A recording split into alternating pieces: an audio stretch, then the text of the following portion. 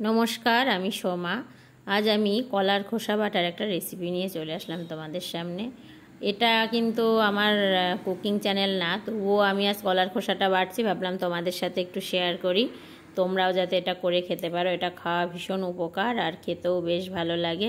কলার খোসাটা সেদ্ধ করে প্রথমে মিক্সিতে দিয়ে নিয়েছি, তার মধ্যে দিয়ে দিচ্ছি রসুন আর কাঁচা লঙ্কা। আমি অল্পই দিয়েছি, তোমরা তোমাদের পছন্দ মতো দিয়ে নিতে পারো।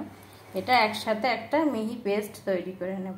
তোমরা চাইলে শিলনোড়াতেও বেটে নিতে পারো। এর মধ্যে আমি পরিমাণ মতো লবণ হলুদটাও অ্যাড করে দিলাম, তোমরা চাইলে পরেও দিতে পারো লবণ হলুদটা। এবার কড়াইতে সর্ষের তেল গরম করে একটু কালো জিরে দিয়ে দেব। আমি তেলটা একটু কমই দিয়েছি, তোমরা চাইলে তেলটা বেশিও দিতে পারো, অবশ্য পরে আবার কাঁচা তেল দিতে হবে। আমি তেলটা সবসময় একটু কম খাওয়ার চেষ্টা করি। এবার এই কালো জিরেটা একটু ফুটে উঠেছে, এবার দিয়ে দেবো এই পেস্টটা। কাঁচকলা আর সেই খোসা বাটাটা দিয়ে দিলাম। যতক্ষণ অবধি কড়াই থেকে উঠে না আসে ততক্ষণ একটু ভাজা ভাজা করে নিতে হবে। এটা একটু আস্তে আস্তেই করতে হবে, মিডিয়াম ফ্লেমে রেখে। খুব বেশি জোর দিয়ে করলে কিন্তু হবে না, জোরে তাহলে পুরা লেগে যায়। একদম অল্প টাইমেই কিন্তু এটা বানিয়ে নিয়ে যায়।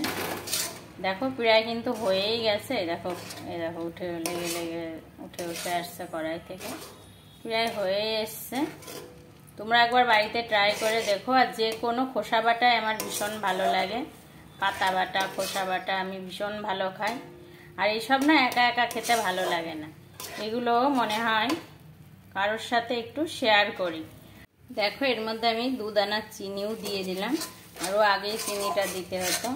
আমার এখন মনে হলো একটু চিনি দিলে ভালো হবে। এমনি যে কোনো রান্নায় যদি তোমরা একটু চিনি দাও তাহলে কিন্তু স্বাদের ব্যালেন্সটা আসে।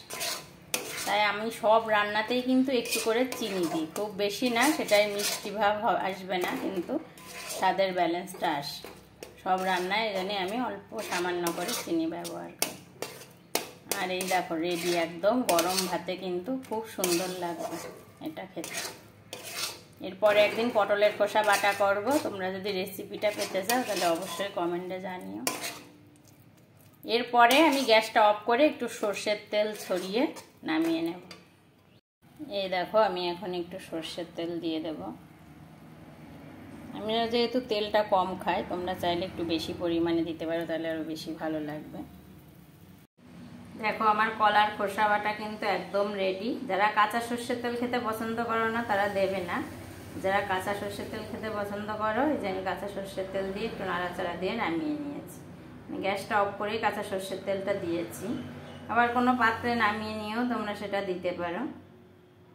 তাহলে রেসিপিটা ভালো লাগলে অবশ্যই লাইক কমেন্ট শেয়ার করে দিও।